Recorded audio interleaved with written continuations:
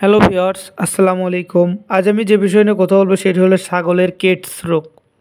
এরা সাধারণত ছাগলের ত্বকে বাস করে। পৃথিবীর প্রায় সব দেশেই এই রোগ দেখা যায়।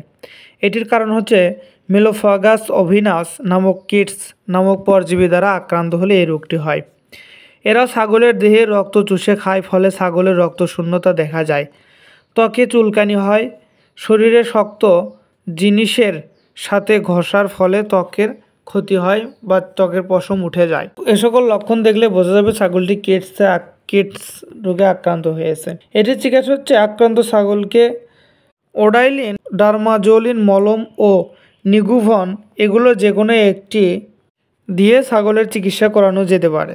এগুলো যে কোনো একটি দিয়ে চিকিৎসা করালে ছাগলটি দ্রুত কেটসের আক্রান্ত থেকে পরিত্রাণ পাবে এবং ছাগলটি সুস্থ হয়ে উঠবে। এবং এটি প্রতিরোধ করতে হলে অবশ্যই ছাগলকে স্বাস্থ্যসম্মত বাসস্থানে রাখতে হবে এবং নিয়মিত কৃমির ডোজ করাতে হবে। অবশ্যই লক্ষ্য রাখতে হবে যেন ছাগলটি পরিষ্কার পরিচ্ছন্ন বাসস্থানে বাস করে, সেদিকে লক্ষ্য রাখতে হবে। কেননা ছাগলের যত যত্ন নেবেন তত রোগ প্রতিরোধ ক্ষমতা বেড়ে যাবে এবং রোগ হওয়ার সম্ভাবনা কম থাকবে, এবং এতে করে চিকিৎসাও করা লাগবে না এবং খামারে লাভবান হবেন।